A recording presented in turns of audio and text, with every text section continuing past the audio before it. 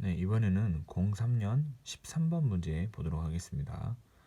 생명 가능지대 관련된 문제인데 이것은 그 태양의 복사 평형 그 식을 이제 생각해 내야지 이제 풀 수 있는 문제겠습니다. 문제를 저도 이제 또 다시 지금 풀어보니까 어떤 것들이 어려웠는지 한번 해보겠습니다. 태양이 있고 이제 그 복사 평행과 관련된 전체적인 식 한번 이렇게 해볼게요. 태양의 광도가 있겠죠. 태양의 광도는 4파이 r 제곱 시그마 t의 4승 이만큼의 광도가 이제 나오는 건데, 예를 들어서 이 정도의 거리에 어떤 행성 하나가 있다고 해볼게요.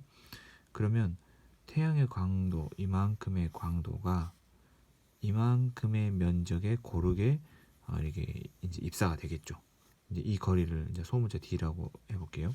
그러면 태양이 내뿜는 이 광도가 이만큼의 면적에 고르게 분포되니까 이만큼의 구면적을 나눠야 됩니다. 구면적은 이제 4파이 D의 제곱이 되겠죠. 왜 나눈 거냐면 이제 태양에서부터 나오는 광도가 이만큼의 면적에 고르게 분포되는데 단위 면적당 입사되는 이제 에너지가 됩니다.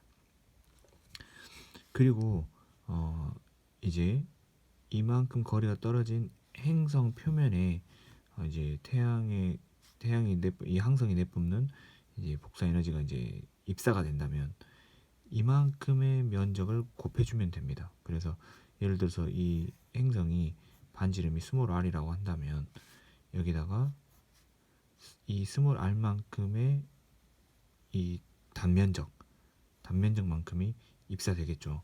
그래서 단면적 파이 r의 제곱만큼이 이제 입사되게 되는 거죠. 그래서 그 태양 상수라고 하면 이제 여기까지 값을 태양 상수로 하고 이만큼의 행성의 단면적만큼이 이 행성에 들어오는 태양 복사 에너지다, 이렇게 하면 되겠죠. 또 이제 어떤 경우에는 알베도까지 이제 고려한다면 1-알베도까지도 곱해주면 되겠습니다. 그리고 이제 복사 평형 같은 경우는 이 행성이 이제 내어놓는 복사 에너지와 같은 거죠. 그러니까 이 행성에 들어오는 입사되는 복사 에너지가 내놓는 방출 에너지랑 같다라고 하면 되고, 이제 이 행성이 내놓는 방출 에너지는 4파이 스몰 r 제곱의 시그마 t 이제 행성의 4승 이렇게 되는 거죠. 그래서 태양이 내놓는 광도가 있고 이 거리만큼 떨어진 행성의 이 단면적으로 하는 전체 면적에 고르게 분포가 되니까 단위 면적당의 태양 복사 에너지를 계산을 해주고, 그 다음에 어떤 행성이 있다면 행성이 받는 에너지는 이 행성만큼이 받는 것을 이제 곱해주고, 이 행성에 들어오는 전체 입사되는 복사 에너지라고 한다면 이거는 방출하는 복사 에너지다, 이렇게 해서 등으로서 이제 연결을 해가지고 이제 식을 전개를 하는 것이죠.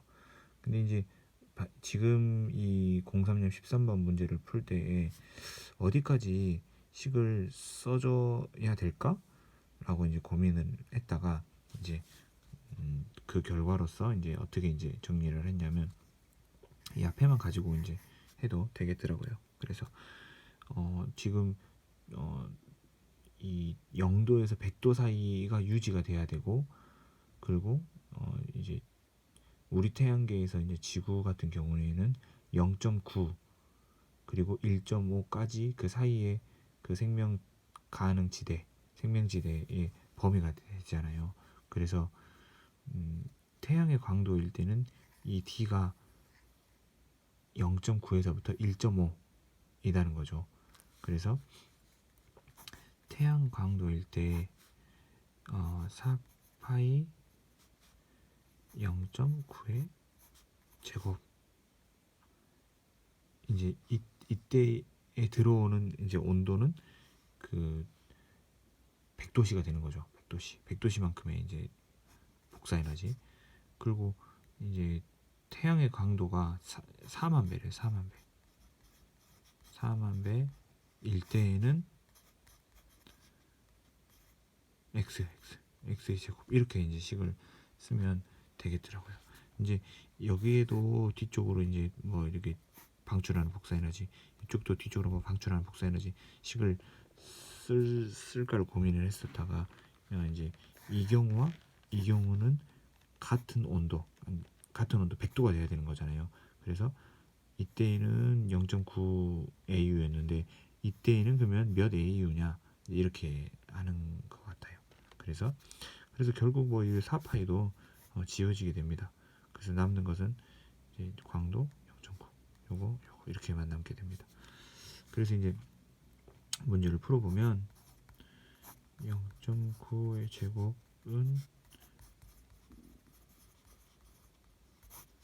x의 제곱 이제 이렇게 쓰면 되고, 이제 이거는 이쪽으로 옮기면 이렇게 되는 거죠. 광도는 위아래 다 없어지면. 그래서 제곱을 풀어주면 이렇게 되는 거죠. 그래서 x는 180 AU가 됩니다. 180 AU가. 그리고 이제 이게 0.9일 때였는데 이제 0.9 말고 1.5일 때도 있잖아요.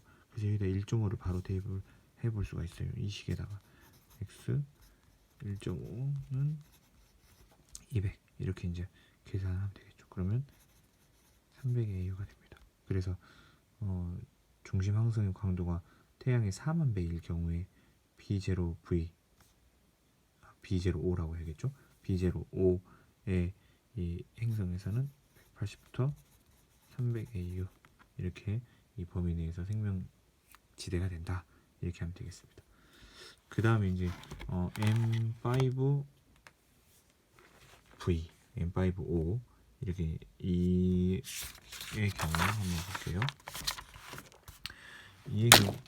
이 경우에는 이제 0.01이잖아요. 그래서 아까와 같은 식으로 이게 0.9의 제곱인데 0.01 광도 x 제곱일 때는 어떻게 되냐 이렇게 되는 거죠. 그래서 이것도 x 0.9 제곱은 0.01이 되는 거니까 x 0.9는 0.1이 됩니다. 그래서 x는 0.09가 되는 거죠. 0.09. 그리고 이제 마찬가지로 이제 0.9가 아니라 x분의 1.5 0.1 이렇게 했을 때는 x는 0.15 이렇게 되겠죠. 그래서 이제 광도가 M5O일 때에는 M5O라고 하니까 이상하네요. M5라고 해야 되는가요? 어쨌든 0.09에서부터 0.15 AU 이 범위 내에서 생명 가능성이 되어 있는 거죠. 이제 그 13-2번인데 이 13-2번을 보면 이제 지적 생명체를 발견한 가능성이 매우 낮다. 그 이유로 이제 쓰라고 하는 거죠. 그래서 이제 지금까지 공부한 내용을 보면 어떤 경우냐면 이제 광도가 엄청 큰 거는 진화가 빠르잖아요. 그래서 진화가 빠른 경우에 생명체들이 이제 고등 생명체로 진화하긴 데까지 이제 시간이 많이 걸리니까 그만큼의 이제 항성이 오랫동안 안 살아 있는 거죠. 진화가 빠르니까요. 그리고 이제 거성 같은 걸로 이제 진화해 버리면 이제 주기율이 짧으니까 살아남기 어렵고, 또 그리고 어떤 또 의견은 자외선이 엄청 강하다. 그래서 생명체들이 살아남기 어렵지 않을까 이런 의견도 있었고요. 그리고 이제 거리가 이제 아니 그 항성의 질량이 적은 경우에서는 이제 지금 생명 가능 지대가 굉장히 이제 좁은 범위잖아요. 그래서 좁은 범위이기 때문에 조금만 이렇게 섭동이 일어나도 생명 가능 지대를 이게 벗어나게 되니까 생명체가 살기가 어렵다 이런 얘기도 있었고, 또 그 동주기 자전 뭐 그런 것들도 발생할 수 있지 않냐 이런 의견도 있었고 그렇습니다. 그래서 생명체가 살기가 어렵고 지금 지구 정도의 거리 그리고 그때의 항성의 광도, 태양의 광도 이 정도가 적당하다 이런 결론이 있었습니다. 마치겠습니다.